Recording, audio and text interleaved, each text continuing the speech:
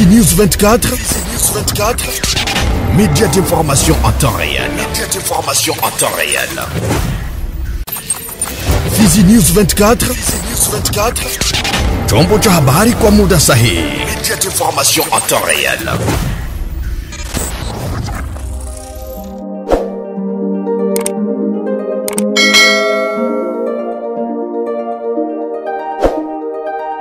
Ni furaha iliyoje kukutana nawe mara tena mpenzi mtazamaji wa Fizi News 24 na ukaribisha kuweza kufuata taarifa habari katika lugha tukufu la Kiswahili. Mimi ni Safari Almas, karibu. Tuanzie na ukurugezi ambako mapambano kati ya vikosi vya wazalendo wanaongozwa na kamanda Ngoma Nzito yameshuhudiwa ndani ya kijiji cha Rugezi na kando kando siku ya 4 ya wiki tunayo katika tarafa Fizi. Milio ya risasi ya silaha ndogo na kubwa zimesikika kwa muda siku hii ya 4. Kwa mujibu wake Bwana Strategie na Mubamba, msemaji wa vuguvugu hilo la kijeshi la CLPC linaloongozwa na kamanda Ngoma Nzito, amesema kuwa malengo ya mapambano hayo ni kwa lengo la kuondoa waasi wa M23 ndani ya kijiji cha Rugezi na kando kando kama alivyoeleza kwenye TV yako.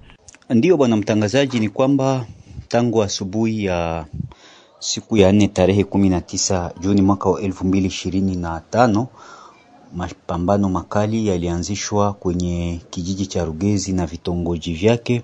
Mapambano hayo ni kati ya wazalendo wa CPLC Barfa Bebe, kundi linaloongozwa na Luteni Jemadari Delphin Kalembe Ngoma Nzito, wakishirikiana na jeshi la FARDC pamoja na wazalendo wengine dhidi ya waasi wa M23 wanaoungwa mkono na Rwanda wakishirikiana na waasi wa Burundi wa Red Tabara. Shabaha ni kwamba wazalendo pamoja na FARDC wanapenda kuwangoa waasi wa M23 kwenye eneo la Rugezi na kando kando yake, kwani uwepo wao hapo wanaendelea kuhatarisha maisha ya raia walio wengi, kwani shabaha ya M23 ni kuua raia, kupora vitu vya raia na pia kuchoma vijiji vya raia, jambo ambalo mara kwa mara linasababisha raia waweze kuwa na usumbufu.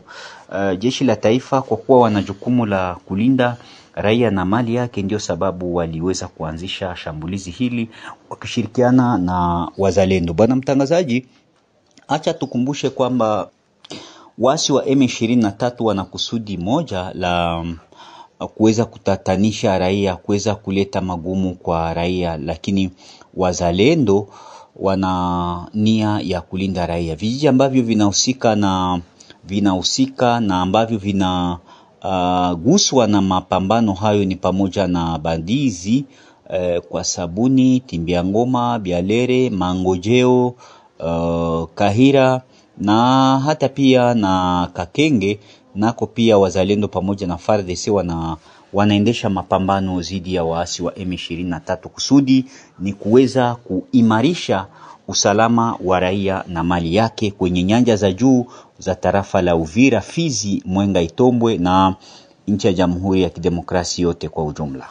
Na huko Uvira ni kwamba mtumiwa mwizi ameuawa kwa kupigwa risasi na wazalendo waliokuwa katika doria mnamo usiku wa kucha Alhamisi ndani ya kata la Songo Manispa Kalundu mjini Uvira. Mashirika ya kiraia yanaomba kwa vyombo husika kuvalia njuga swala la usalama wa raia wa mji wa Uvira. Taarifa tunazo ni kwamba yote yameanza pale ambapo mtumiwa huyo alikuwa akiiba simu za baadhi ya wakaji. Ni kwa wakati raia walianza kumpiga mawe ndipo wazalendo waliweza kujitokeza juu ya kutoa msaada kwa raia huyo, kama alivyohakikisha hapa mwanasheria Chako Changbon Ane. Ni mtu mwenyewe amekuwa naenda iba ndio akauawa mnamo quartier Songo. Aliuawa na watu wenye kuja wanamkimbia, na yeye mwenyewe alikuwa mzalendo. Ndio wale kumpiga masasi. Ndio alikuwa anavaa tenia ya kizalendo ama tenia ya kijeshi, na ndio mwenyewe kamatiwa alikuwa akiiba, ndio wakamfuatilia na kisha raia kulalamika mwizi.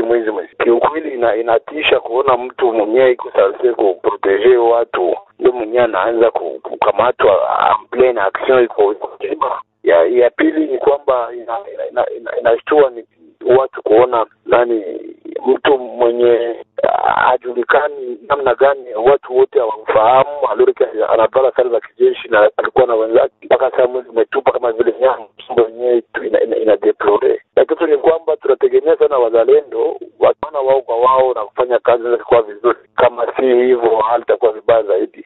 Wazalendo ni vigumu kusema pia mfederation wao wenyewe wanajuana, wanajuana. Ila kusema kwamba anajulikana hili jambo sisi tumepokea na shingo upande, kwa sababu watu wengi wanajuana katika vile ya Uvira, na ukisemekana kwamba hajulikani ila anavalia sare ya kijeshi ya Kongo hajulikani na anavala nguo ya kijeshi, mpaka sasa familia moja nyingine inalete ni jambo la hofu na la kutia woga. Sasa ni kwamba watu wote kabisa wabakia na alerte maximal, na tu katika mwezi wa independence wote tunachunguzana tuone kwamba kama mambo yaendeke vizuri, kila mtu kwa responsible wa jambo hilo, au mzalendo au FDC au raia au autorite mwingine. Kama kuna amani ni kwa faida watu wote, kama ina amani ni kwa faida yenye haina faida kwa watu wote. Jambo lingine ni kwamba ni muda mzuri sasa kwa kutafuta mbinu kupiganisha adui, ingalau ni fursa za watu wote. Ni muda mzuri wa kila mtu kufikiria kitu cha kufanya ili kwamba ndio kufanya modeli katika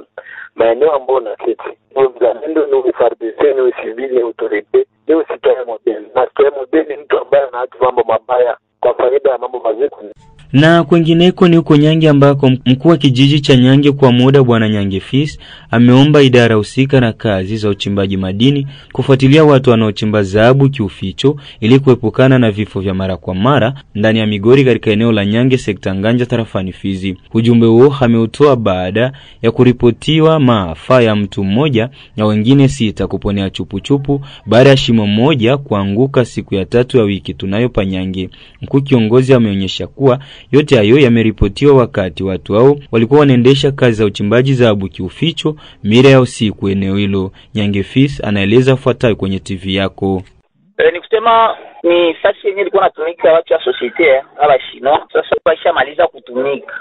Hivyo hawa wachimbaji wadogo wanakuwa na tabia wa Chinois bakishatoka bo banakia wanaanza kuchimba pale. Sasa mkuchimba batimba alikuwa anachimba usiku ndo wakamkiwa na ebulma.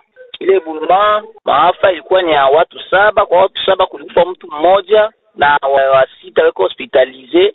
Mbale wa 6 wako hospitalize ku hospitali ya leta, bamwa bawili bashakimbia, batatu bashakimbia, kuna bakia moja na wale wengine bawili beko ku dispensaire za privé.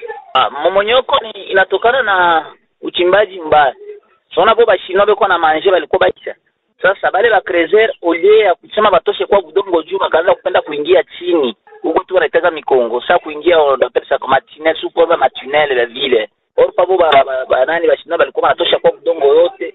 Na bo kama bangetia kutosha udongo wote labda ile hali yangefikia. Ndio tulikuwa obligé kupeleka ma service technique kule tel que SAMAP, mine na polisi na cooperative na societe civile baenda kufanya uchunguzi na ikabainika hivyo, lakini ilionekana tena zile service technique tel que SAMAP, cooperative na mine na societe civile batakala tena chini pour que bale mipango ambayo inaweza kuchukuliwe pour que ile maafa kama ile isiendelee. Na tunajua intervention tujue na kiaga nyuma ina wakati inapiga ule kama alifunikiwa sana na ilikuwa ni kuki ya kabambi sana, basi aveke mabeshi yetu walitosha wale wa mwando wakanusurika ule mwa ukuta ameshafariki. Mimi nashukuru sana pa journaliste, ni labda ningeshauria kwa vijana na kwanza ule uchimbaji wa usiku sio mzuri, na kama wanapenda kwenda kuchimba fasi ambao washino wameacha, bora kwa wanajikaza watumike hata siku nyingi, wanatosha ule udongo na wanafika kumchanga ule ile ya kuingia chini ya udongo matinele ile vrema tunaweza tukapate maafa zingine tena kesho au kesho yake. Na kwingineko ni huko Baraka ambako shirika la uchukuzi wa watu pamoja na mizigo ASEPRO limepongeza hatua ya makundi ya kadhaa kizalendo kuondoa vizuizi mbalimbali vya kuroza pesa vilivyowekwa nayo makundi hayo katika barabara ya taifa namba 5 ya kuanzia eneo la Uvira hadi Kilembwe. Mkunjelisha Lesemple ni mratibu wa shirika hilo jimboni Kivu ya Kusini amesema kuwa ni hatua kubwa walioifanya, kwani wasafiri walikuwa wameshatabika vya kutosha hasa kwa kutozwa pesa kwenye vizuizi mbalimbali na wazalendo kama alivyoeleza. Nimekuja hapa regioni kwa ajili ya kutoa shukurani la watransporter kulingana na kitendo ambacho kiliweza kufanyiwa na wanajeshi wazalendo ambao ni wa reserviste wa jeshi letu la Kongo, ile la kuweza kuondoa mabariere tofauti ambazo zilikuwa zimewekwa hapa na pale katika barabara zote za tarafa la Fizi, hususan sana eneo la kuanza Uvira kufika Misisi hadi kwenda Kilembwe. Hatua iliyochukuliwa na uongozi wa wanajeshi wa wazalendo ni hatua ambayo iliweza kufurahisha sana wachukuzi wote, wa transportere wote katika mji wa Baraka. Na mbali na mji wa Baraka, tuseme kwamba hata wale wengine ambao ni wa jiji la Uvira na wa sehemu zingine, wote waliweza kufurahi sana na hatua hiyo, maana wote wanapitaga hapa Baraka kwa kwenda sehemu zingine mbalimbali. Na wakati waliposikia kwamba ile vizuizi imeweza kutolewa, wasafiri wote na wa transportere kwa jumla waliweza kufurahi. Kwa nini wa transporteur waliweza kufurahi? Wa transporteur waliweza kufurahi sababu zile pesa ambazo wateja walikuwa wakilipishwa zilikuwa zinafanya wateja wanaanza shindwa na kusafiri. Imagine mtu atoke hapa afike Misisi anakuwa anaweka 25000 francs congolais wazalendo munjia. Ile ilikuwa nafanya watu washindwe na kusafiri. Utoke hapa uende Uvira nayo ni hatari, ni vile vile. Unaweka pesa nyingi sana munjia ili ufike Uvira. Mtu anaanza shindwa, transport itakuwa ya ngapi nitalipa wazalendo munjia. Na hiyo ilikuwa nafanya wamambre wetu wanakuwa wanakosa wateja, wasafiri wanakuwa wadogo. Watu walikuwa wameshaanza safiri sana kwa njia ya boti. Kama boti zilikuwa zinapata watu wengi ni sababu ya usumbufu ambao ulikuwa barabarani, ambao ulikuwa umeletwa na vile vizuizi vya wa reserviste wetu wazalendo. Mliweza kuona madhara mengi ambayo yalitokana. Kuna watu walipigwa masasi, kuna watu ambao walikuwa wanapigwa fimbo, nao ni wa transporter. Wakati anataka kutetea mteja wake, hapana, huyu mtu ameshalipa hela nyingi, hapa pesa zake zimemuishia. Hapo ilikuwa ni shida kwa wazalendo, na utafikia kupigwa fimbo na wengine kuumizwa hata na masasi. Vile viliweza kupita. Wa transporter wanatoa shukurani zao kwa uongozi wa wazalendo kwa ile decision ambao waliweza kukamata ya pamoja ya kuleta amani mu barabara zetu. Mpenzi mtazamaji wa Fizi News 24, hadi hapo ndipo tumefika mwisho wa taarifa habari katika lugha tukufu la Kiswahili. Msomaji wako alikuwa ni mimi Safari Almas. Usisahau kulike, kushare na kusubscribe ili wa kwanza kupata taarifa zetu kila wakati na kwa muda sahihi. Bye bye. Fizi News 24, média d'information en temps réel. Fizi News 24, chombo cha habari kwa muda sahihi. Média d'information en temps réel.